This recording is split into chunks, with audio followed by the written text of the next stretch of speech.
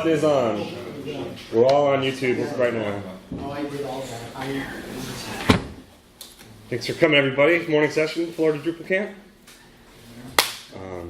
This is awesome. I wasn't sure how the second Sunday is kind of hit or miss at times at camps, but this session I'm calling test-driven development in real life, because it's kind of a word we've all heard, you know, but really it's just about like kind of what best practices we end up in, and once we've been doing this long enough. Most of us have heard of the idea that we kind of need multiple environments if we're going to safely, you know, develop our websites. You don't want to work on the live site because you might break something, and some of us learned that once or twice the hard way. But even this whole talk is basically about how even the dev test live pipeline kind of has its limitations eventually. This is kind of an old concept. I almost forgot about this acronym, but DTAP. This is like 4 environments, but this goes back to like any software really. Like you need to run the stuff to know it really works, right? So the acronym is short for development, testing, acceptance, and production. And acceptance is more of like when the stakeholder gets involved and says, "Yeah, I accept those changes. You can put them up."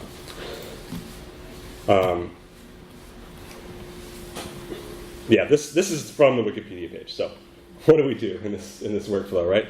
We develop it on a development system. May not have any testing capabilities. This is Wikipedia's like official DTAP workflow. Once the developer thinks it's ready, the product is copied to a test environment to verify it works as expected. And like those 4 words can have so much impact behind it. Like verify what works as expected. Like how big is your app? Like I've built apps that are like 1,000 pages and tons of functionality. Are you verifying that the entire application is still working with those little changes you made? Or are you just verifying like what you did on one page works the way you're expecting? The test environment is supposedly standardized and in close alignment with the target environment. 3, if the test is successful, but what is the test? It doesn't even explain it here. This is just the DTAP. This isn't even test-driven development page yet. The product is copied to an acceptance test environment, and then the customer will test the product in this environment to verify whether it meets their expectations. But again, are they hitting all 1,000 pages of their own website when they're looking at that and saying, yes, everything is working as expected? Or are they just going, oh yeah, the new brochure looks good? Right? They don't know that maybe somebody broke like some page that's really important in the back end, right? And then finally they say, yeah, I accept that product, and whoever pushes it to production. So this leads up to this test-driven development idea. And this is a little more sane from Wikipedia, right? It relies on the repetition of a very short development cycle, meaning like you focus on one little bug and you knock it out and you move on to something else. Requirements are turned into very specific test cases, and then the software is improved to pass the new tests only. So there's like varying strictness to how you want to interpret this, right? Sometimes in like hardcore, like say you're programming for a bank or something, like test-driven development is enforced 100%. Like you can't, no line of code can be passed through without a test. It's not going to be like that with websites, especially not Drupal, you know, because you've got all this functionality with the Drupal system that you're not going to verify that every time you push code necessarily. But the point is, like, you need to be able to push this stuff very quickly, make a tiny change, push it, see what the result is, make another tiny change, push it, see what the result is. And the requirements turning into very specific test cases is also kind of, you can just decide what that means to you, right? So that means like the requirements is like the email you get from your boss or the friend that asking you to build their website, and you are going to like filter that out and say, no, like I'm going to get more specific and say like on this page where there's going to be a form like this, you're going to fill it out like that, and when you hit that button, that's going to happen, right? That's more of what they're talking about when they're talking about specific test cases. In the enterprise world, you might have a whole QA department that has like acceptance test formatting, and there's all this like super formal stuff like that. But with Drupal, you can kind of start to embrace this practice on your own by like using behavioral testing. We're going to show that and basically describe every important piece of functionality of your website. The next phase here, this is opposed to software development that allows software to be added that is not proven to meet the requirements. So this is like, oh, my boss wants a calendar, I'm just going to download this events module and that's going to be it, right? You know, so depending on the size of your project, like development, if you're just a one-man shop, for example, it's pretty easy to say, like, I can make these changes and it's not a huge site, and if things go wrong, I can fix it real quick. That can be fine, but as you get bigger and bigger projects, like, nobody knows what's going on most of the time, right? Like, if you're working on a project without tests, and there's like 100 users and like maybe a dozen node types, and somehow those are wired together with web form and like who knows what, it's very hard when you just drop it into a project without like a specific list of requirements and a specific list of like what this thing is actually supposed to do, that you can barely get work done because you're like, is this what I'm supposed to be fixing? Why is this working this way? So by making these requirements clear, you can really change the way you're thinking about your project. And you want to actually prove this stuff works sometimes. You want to think about that more. So again, like, thinking it's ready is not good enough. We can't think that hard, and it's a waste of our brains to try to like imagine, oh, I think it works, like push it on, it worked on my machine or whatever. Like, it's not as hard as you think. This whole session is about like test-driven development is not something to fear anymore. So the basic requirements are, like, you need to quickly recreate your app somewhere else. So that's, if you're using Acquia or Pantheon, you already got that. You can copy it to dev. You can copy it to local with your local dev tools. But like, that's the first step. Like, a lot of Drupal sites, you can't even do that necessarily because they've been hacked so poorly. Maybe they've been customized for the server they're running on or something like that. So there's a whole world of Drupal out there that's not just like structured like Pantheon or Acquia, but it's like, who knows what could be happening. So some of my clients, for example, it took me weeks or months even to get the site to replicate on my laptop because of whatever specific crazy things that was done before I got there. So you have to be able to quickly recreate your site somewhere else, whether that's in CI or locally. You got to start using branches for individual changes because you don't know if a bug might take an hour or like a week, and that priority might change. You have to switch to a different task. So start using branches. You got to have some kind of tests. Like, it doesn't matter what it is. If it's a shell script that just like does something, like any test is better than no tests. And eventually you can allow everyone to participate in this idea of like writing these tests, because like with something like Behat, it's in plain English, and you can sit there with your manager and be like, what are you expecting here from this website? Like, do you want to see this on this page, and when you click that, you can see that? You can work together and write these things out in plain English that says that. Given I'm on this page, then I should see that, and when I click this, then I should see that. So to get there, you get environments. This is kind of what DevOps used to look like, right? You can log in with the terminal, and somebody would probably run sudo in the wrong place. This isn't good. But basically, the whole idea is, again, you want to take your website, copy it somewhere else, make it a dev site, do the work there. Always use dev and test before going to production, right? Always. And then you'll be fine. There's nothing else to think about. Dev. And then, but wait, make sure dev is up to date. Right? Dev might be a year old. Who knows what's on dev? Has somebody been working on it? I don't know. So just make sure the copy is from the live database, and you'll be fine. Do that first, and then you'll be fine, and then do the development. But, oh, wow. My internet just dropped, so the slide's not loading. So anyway, I'll just keep going. Somebody blows up the database, and we're like, oh, wait, I was doing all this important stuff on dev. I was building Drupal. I was building this whole complicated node type or views. So like, you don't know if that communication's there or not. Yeah. When you copy that live database, you're blowing away those two sites. So like, unless you know for sure that no one was doing important work on dev or stage, for example, maybe you give your client access to stage, and maybe they wrote a long blog post on there and weren't thinking about it, and the developer comes in, blows it away, and it's like, oops, where'd that blog post go? I'm sorry. So this like single pipeline shoving through thing does not really work very well. Like, you end up you can end up in bad situations.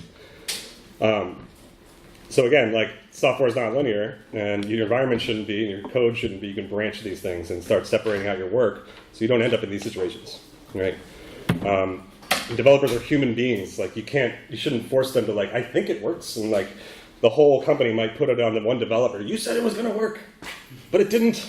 And it's like, that's not right. It's not on them to, like, you have to give them the time to write a system that checks itself. That's what testing is all about. You can like write a few scripts that I wrote a step that says all the links on this page work, because like, you just can't predict. Like, if you make a template, maybe it worked here and it doesn't work over there. We will fail repetitive tasks. We can't pretend to be multiple people either. A lot of your sites are content driven, so it's like, you need to make sure the content authors have the right functionality, the content viewers have the right functionality. Maybe there's moderators of different permissions if you're using groups. Like, your brain can't handle, like, I'm this person now, I should be able to see this, but not allowed to see that. And then you switch to another person, like, it makes you insane. So start getting into these tests. You can write, given I am that user, I should see this. and I should not see that. And you can end up with like a whole script that tests out, make sure your thing is access controlled all the time, every hit. Testing's your friend. It's going to help you. It's going to save you. It's not something that is like, oh, I have to hire a whole person just to dedicate to this or change the whole budget. It's a part of your development budget already. When you're developing code, you're hitting reload. That's a test. You're clicking a button, like that's a test. So don't care about what kind of tests. Use Behat. I'll tell you why in a second, but Hey, sorry. unit tests, you're going to have arguments with people, programmers, we want unit tests or PHP unit or feature tests. Like the Titanic sank, the smokestack was probably working fine. Like the lights were okay.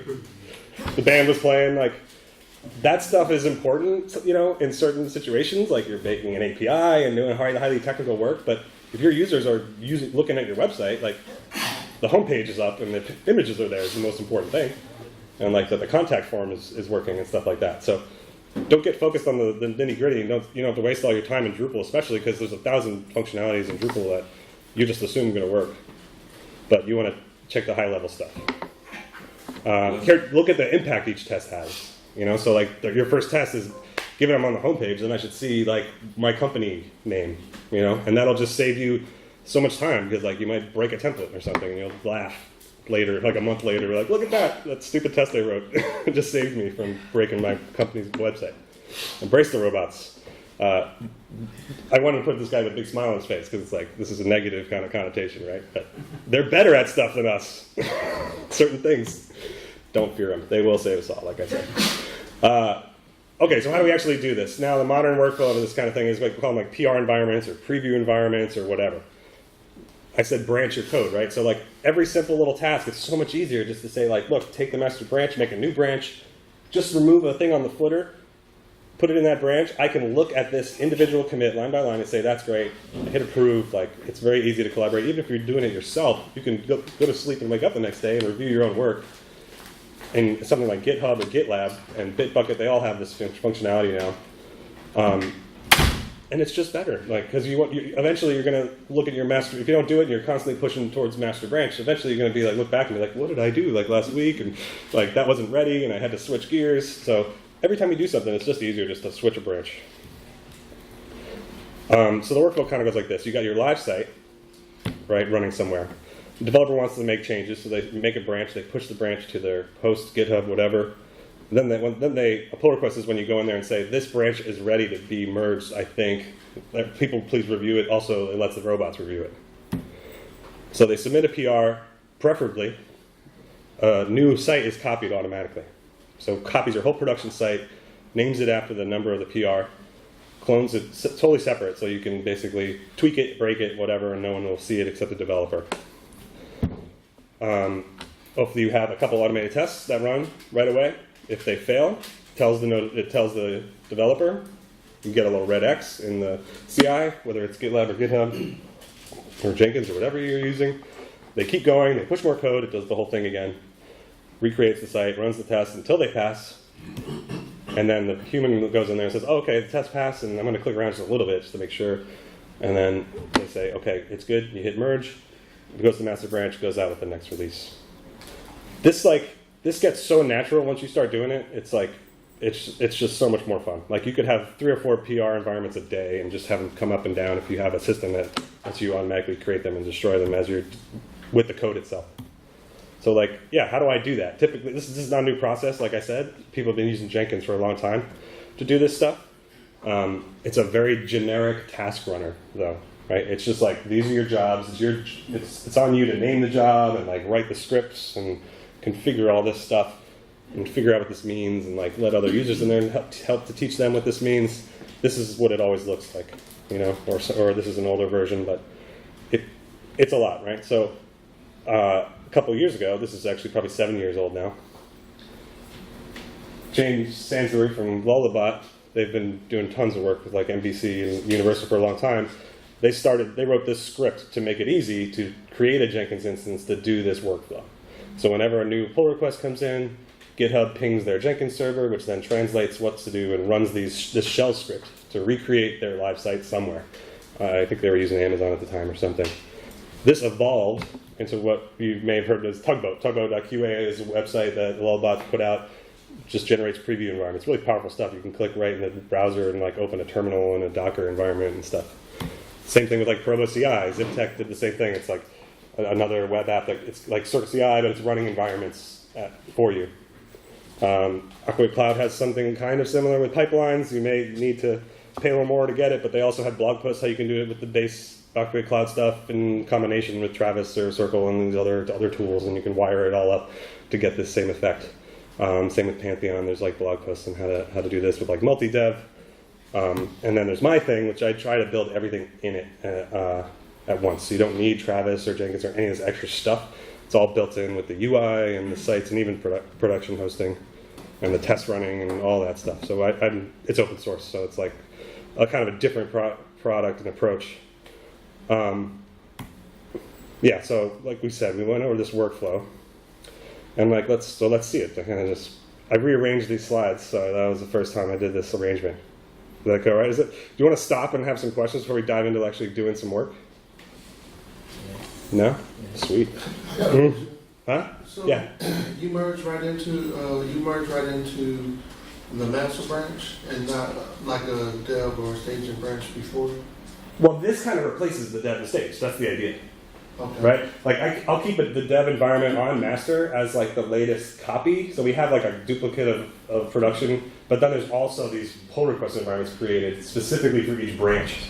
Okay. Right? And that's and there's a whole nother clone of the site from Yeah. database to everything. Right. And the idea is that removes the need for you to like manually drag the database around, right? And constantly say like, oh, I got to reset it or whatever. This is all automatic.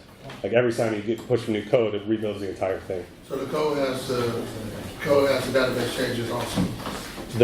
Yeah, because it'll have like the update hooks in it. Okay. Right. So basically, what this is a simulated deploy.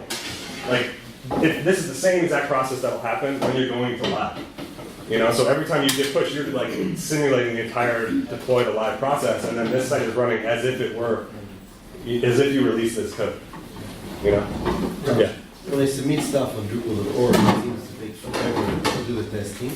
Oh yeah. And Okay. project on Pantheon, when they run the default Behat stuff, Uh-huh. it also seems to take very long time for such simple tests. Yeah. So is that because, is there a way to make it faster? It's always that slow? Well, it's a multi-step thing. So the Drupal CI is like there's a queue of tasks in there already. So depending on the time of day, it won't even start the task until it's ready.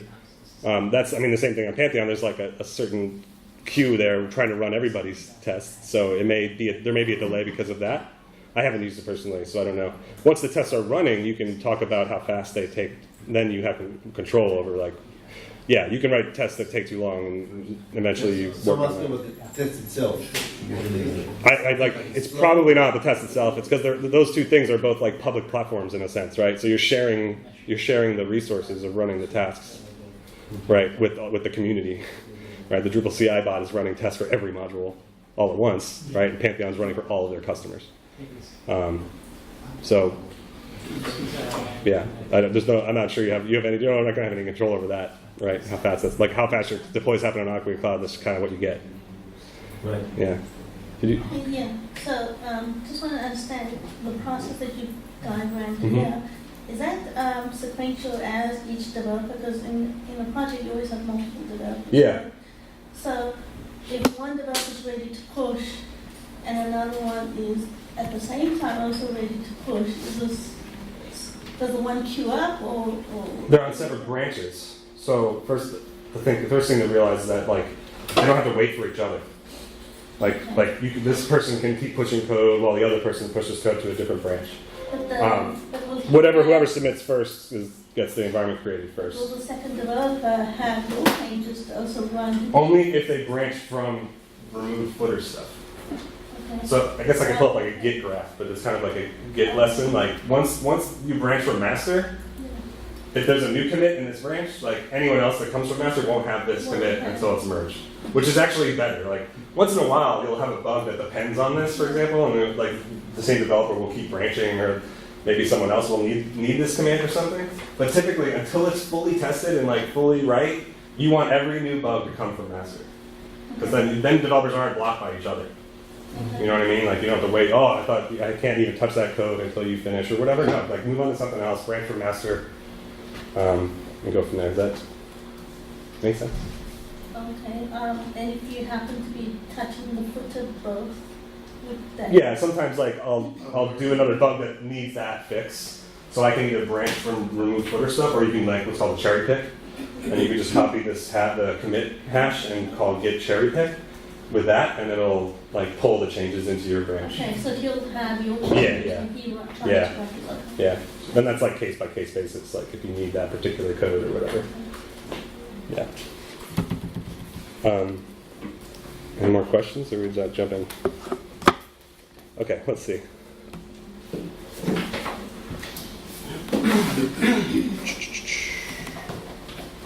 All right, so I'm going to use my own website for this fun little thing. This is our portal we're building to offer like our DevShop as a service.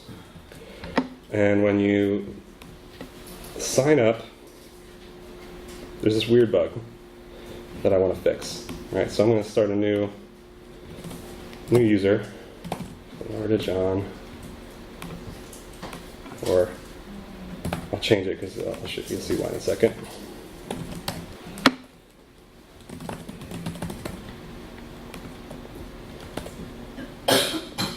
So we have this concept called teams, and servers. And what I want it to do is when you go to add a team, like it says Team Jon, but it's supposed to say Team me, Team username. Okay, and like this settings thing is wrong. So this would be a pretty easy thing to test, right? So let me show you how we do this. Yeah, I actually have to log out.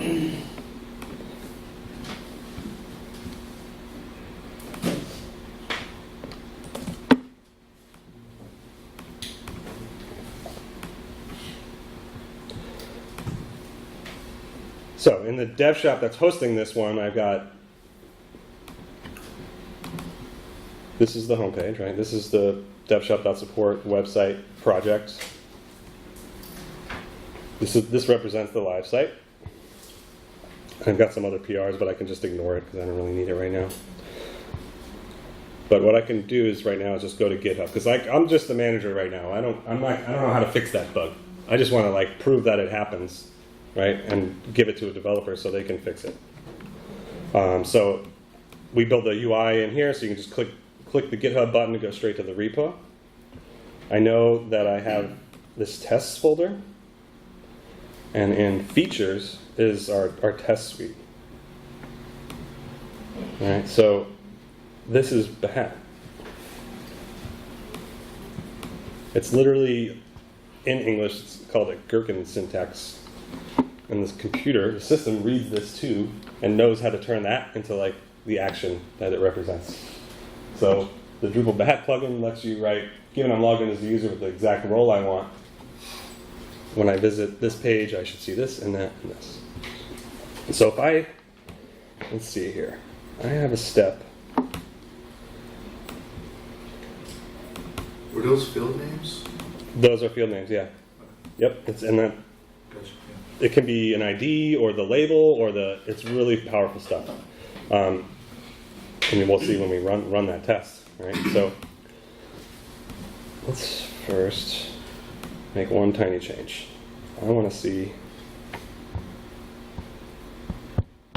GitHub is awesome for this. There's like an edit button right here. So again, I'm not a developer. I don't want to deal with PHP or whatever editors and stuff like that. All right. Let's see. Now I want to look for a different step because there's no step that says then this field should have this value. But I can say it should not. Actually, that's what I'll do. Okay, GitHub is actually a little harder to do this because it doesn't do the autocompletes.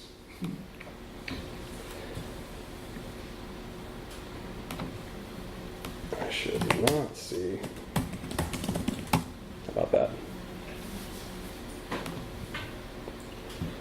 All right, so I want to look at my page.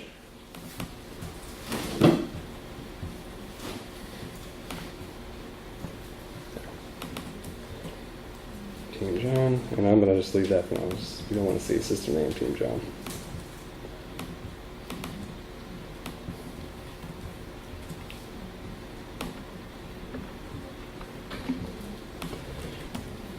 Recreating the bug. Sometimes recreating a reported bug is like the hardest part. Reproducing the bug, right? And right here I can actually create a brand new branch.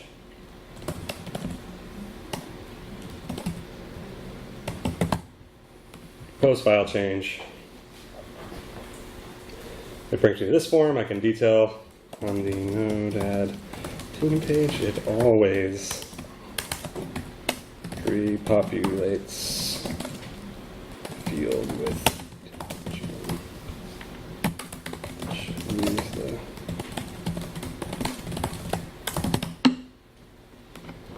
So as soon as I hit create pull requests, the idea is you want to like minimize how much effort is done for every user in there. So GitHub, boom. See, DevShop or your system or whatever should get that PR request, create a new copy of your website, and it can report back to GitHub.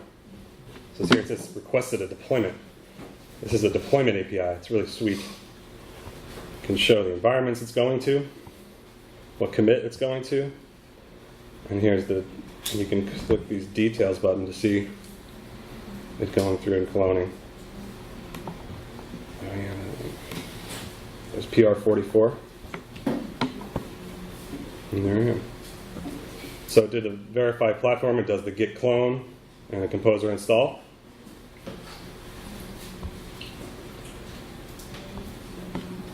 And then the installation itself is a clone of the live site, because that's what we configured it to do. So we output the logs even, says, it's a little jumpy right now. Cloning the live site, running the drush, running all the things that you can manually do every time you're trying to develop your site on dev or test. Because you might be developing like a database change and then you're copying the database all the time. Does anyone have to deal with that? Mm-hmm. Yeah. Green. So it does green or red if it fails. And then you can click PR44. And it's 500, so that's actually helpful. Tell us what's going on, right? Let's see why that happens.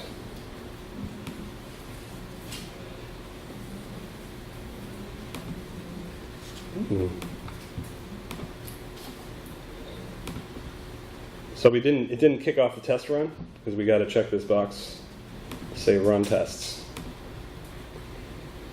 Right? I actually don't have deploy hooks. So next time we commit, it'll actually run that test again.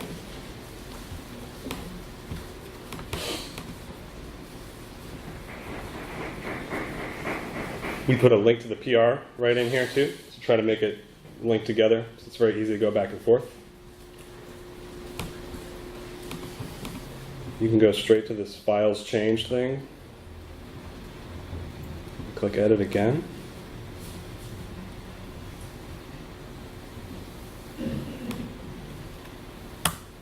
So I'm just going to do a new line to trigger it. Slack notifications, everything's wired up. You need like this constant feedback. It tells you when things are done.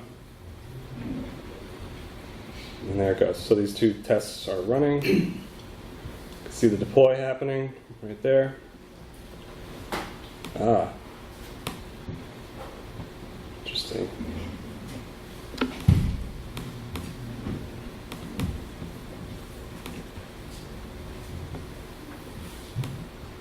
This task got out of it got the branch immediately after. But it's doing the reinstall anyway.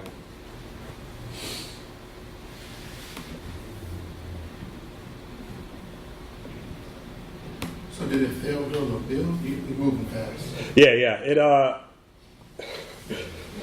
haven't seen that happen before actually, but when the git push comes through and there's a new branch, it has to it does a little thing where it verifies those branches and loads them. So when the deploy happened, it tried to check out the branch, but it wasn't actually there yet. So the thing said it tried to do a git checkout and this ref, and the git actually replied, I don't have that ref yet. I don't know what that is.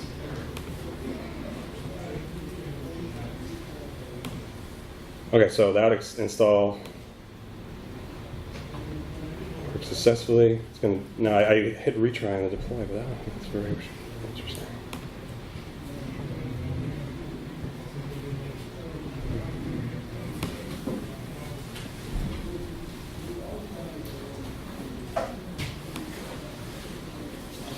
I think that you're doing a live demo. Yeah, right? I've done this like 3 or 4 times this year too. I'm sure the internet here isn't helping your case. No, it's clicking really fine. All this stuff is online. But yeah, there's something that's throwing my, but check this out. So I've got actually error reporting. So at least we're trying to like surface stuff. You know, I don't have to go to the server to look for this stuff. Like, that's really strange. So maybe it's just the cache should be clearing, everything should be happening, but we can go to make a brand new site for fun. How about that? Yes. Or a new site or just a master, or just branch off the master. Yeah. So, how do we do testing really easy? There's the Drupal Composer Drupal project. It's a very wordy thing, but we forked it and made it a little bit easier. So, whether you're using Drupal 8 or not, Drupal project. It's such a confusing name. GitHub. Drupal Composer / Drupal -project is a composer template for 8 and 7. You can't find it unless you go to the 7.x branch. But this is basically lets you use Composer for Drupal 7 as well. Okay, so you can copy this and start a Drupal 8 project very quickly. We made a DevShop Composer template that includes running tests out of the box.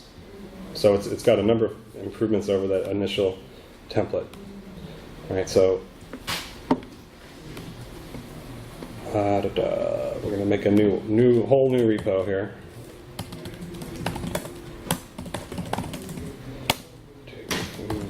DevShop.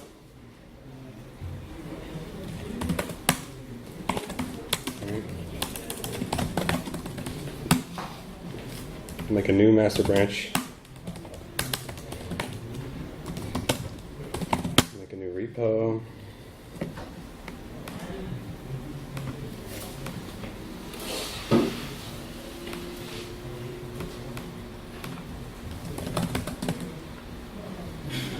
Public.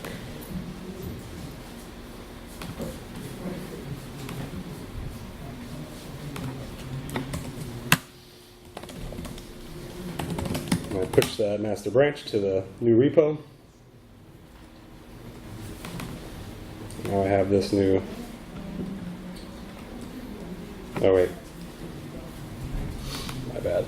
Git remote set URL origin.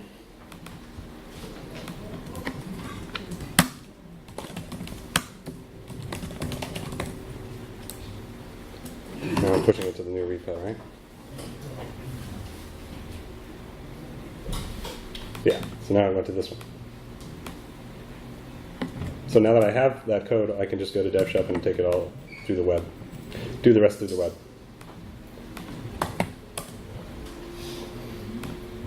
Start a new project.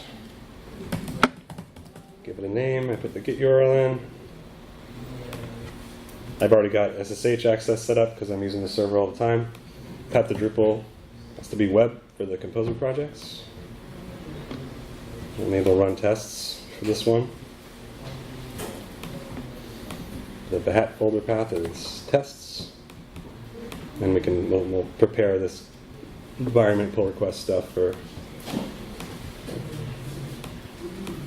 as well. So again, it gives you this sweet, I'm going to use the HTTP URL. It tells you the messages that you would see on the server running the same commands, so you can deal with little things that happen like this. I'm going to use the public one instead, because I didn't grant myself access, I guess, with SSH, even though it's public. That happens. Tests. Wait, this one. Run tests. So this time, it was able to read the repo, see the branches. Thought I had a master in there.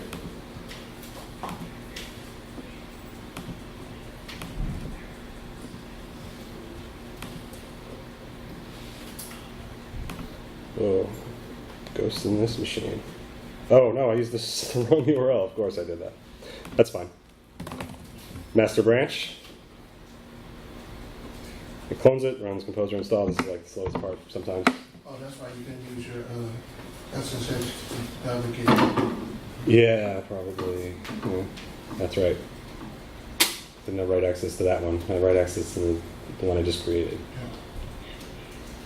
I'm also fighting a cold, and I have carpal tunnel, so I'm a little off my game today. But there it is. So I can't set up this webhook because I don't have access to this repo. But we even try to do that automatically, like trying to shave off every little bit. I guess I can't really edit, so I should do that all over again with this repo. And I do need write access because I was going to demonstrate writing tests and stuff. So, okay.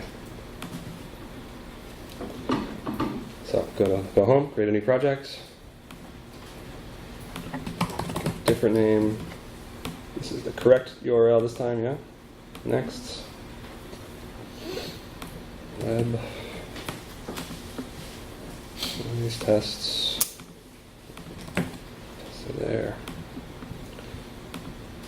And so what these boxes do is just say when this thing gets a PR submit, it'll create the clone. When this is checked, it'll destroy it when it's closed or merged. And then this one is to decide whether or not you want to run the install profile or clone another environment. But there isn't one yet, so you have to kind of come back and do the settings, right? So, and then this one will actually, if you check this box, it'll completely destroy the PR environment every time you do a git push, as opposed to just doing a pull and update and pull and update. All right, so now we do have the master branch. We give our master environment. It's going to clone here. Let's watch it, it's fun. Zoom back a little bit. Composer install, da da da da.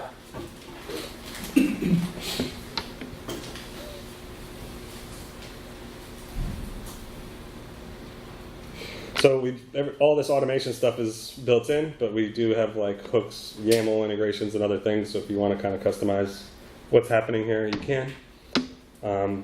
But it's just, it's all standard now. So it's nice to not have to. That's why we do this instead of Jenkins or something, because you have to maintain your own scripting. And there it goes. Installing all the Drupal stuff. And this is actually this is automatically now setting up the test folder. So this is an addition that we've added to our DevShop Composer Template, which is an easier name, I think. You can just Google DevShop Composer Template, and it includes a second folder with a second Composer JSON file for the Behat Tests. So that's what's installing these now. And so this way, the test can run right out of the box, and it's a little easier to get started.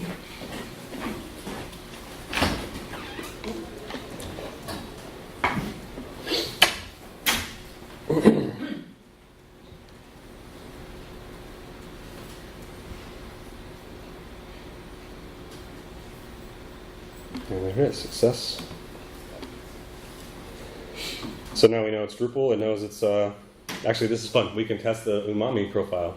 Have you guys seen this? In Drupal 8, there's now a default magazine out of the box, magazine website called Umami. It's a fake magazine. It has pictures, articles, recipes. It's like the best. It's meant to demonstrate how great Drupal core is out of the box. So you can just choose that one and install it. And we can write tests against that. There's a strange GitHub bug, but we did get the webhook in there. So if we go here, click add a webhook at github.com, you'll see it automatically set up the webhook.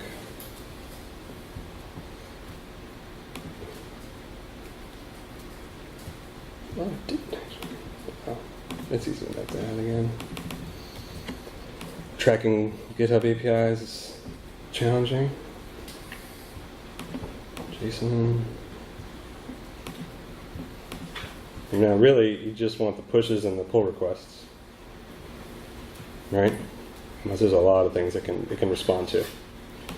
But every time we get pushed, we want to deploy the code. Every time you submit a pull request, we want to create or destroy an environment. And now we should have a working master branch. Last commit received 4 seconds ago. Installed properly. Florida Drupal.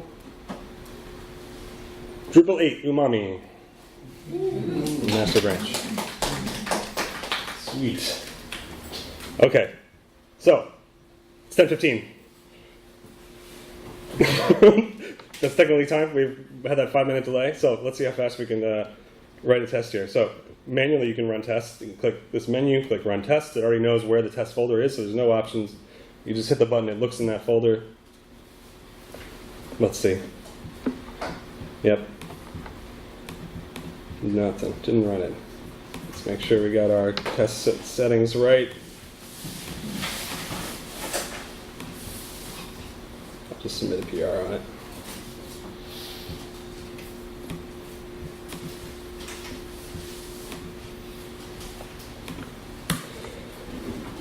You saw the environment get created. Let me just run the test manually on this other project so you can see something.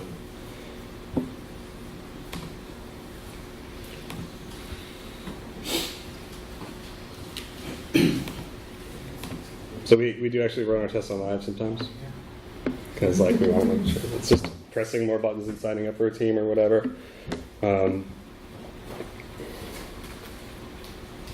So it does the Behat, it goes into the Behat folder, it runs Composer install, it configures Behat for you automatically. Like testing can be tricky with Behat because you have to really tell it what environment you're in and where the folders are, but we try to automate all of that with DevShop and there it goes. So this is what an actual Behat test looked like. It just goes by green, green, green, green, click, click, click, click, then I should see this, then I should see that. Oh look, it failed. It tells you why, it tells you what happened. Our extension this is Behat output. We didn't see this text anywhere in the page. This is our special step failure hook that we wrote that tells you the URL that it was on when it failed. It saves the HTML output right here, so you can load up a static snapshot of what your test was seeing. Like this is what it was looking at when it failed. So you can see like, oh yeah, look, those users are not there, or whatever is not there, and it saves the watchdog errors that happened when the fail happened. So that all helps to give users insight into why that failure happened. Something else we did, if you're running it against Selenium, it'll save a screenshot too on failure automatically and provide a link to it right there. So this is all basically a web crawl? This is all done by... It's based on a library called Mink, and it basically uses like these different plugins to simulate clicks. And it basically has steps for almost everything. Like you could say, then I should see this element in this, like this text in this element with this ID in this class. And here, I'll to the terminal.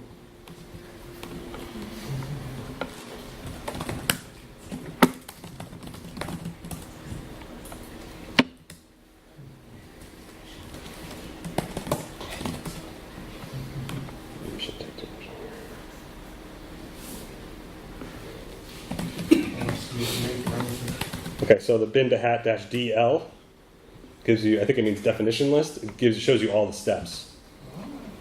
And if you use a IDE like PHP Storm or Sublime has a special plugin for this, it'll drop down these as autocomplete. So you can just type given I and you'll see all the possibilities.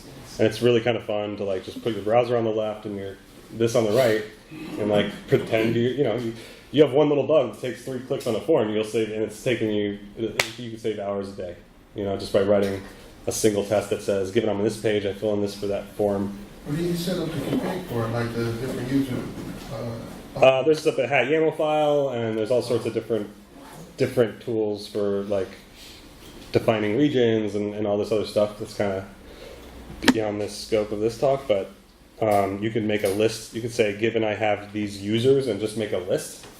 So like I've had organic groups sites that would have like 4 or 5 users. It would create them with the names I wanted them to have, like test author, test member, test admin, and then log in with each of them, checking for visibility or checking for I should see this button or whatever.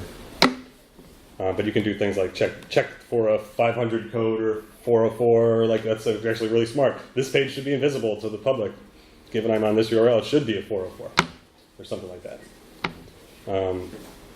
Do you write for every component you're adding? You write also it's a balance, you know. Like, if it's a bug and it's hard, or even if it's a minor bug, I'll write a quick test just to verify it. And so it's the easiest way, especially if you're a lead. Forever as you continue with the project. Yeah, if you do it, you can kind of do it hand in hand. It's helpful. Just if you don't do it while you're coding, you'll find yourself like, oh, I should have just written that and save myself the time. So do you save them up in all different files? You can make as many feature files as you want, features, and you can name them whatever you want. So like the test looks like this,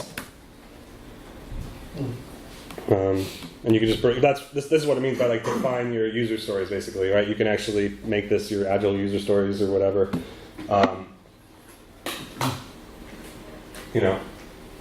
and so it's up to you. You can kind of break it down however you want. So, I have a question. So as a developer, you get the requirements and you build this and tell your user, is this what I should be expecting? And then you build a code to pass all these tests? Yeah, sometimes. Okay. Mm-hmm. It depends on what they're building. Like sometimes building it from the wireframe first is easier because like this doesn't tell you where the button should be, right, or what it should look like. It just tells you the functionality of it. So it really depends. But the more you are, if you're a lead developer divvying out tasks, the more you can write a test and say, "There's the bug." Like you'll save them so much time, and someone will just get started working instead of spending 2 days just trying to reproduce the bug. You can point out and like hand them a failing branch. Like make a test that fails and then give it to the developer and be like, there it is, there's the bug. Yeah, I guess that's it. We're at time. There's a number of these videos online. I've given different versions over the years, and thanks. Here's a question. Yeah. Do you recommend testing against production, or do you have like separate testing cases that have You can write like just this one test you run against production if you really feel the need, and that's helpful if you're doing like integration stuff because you have to make sure it's working with like a production API or some content something or other. So I mean it's totally. I know that didn't help my production stuff. All right, thanks.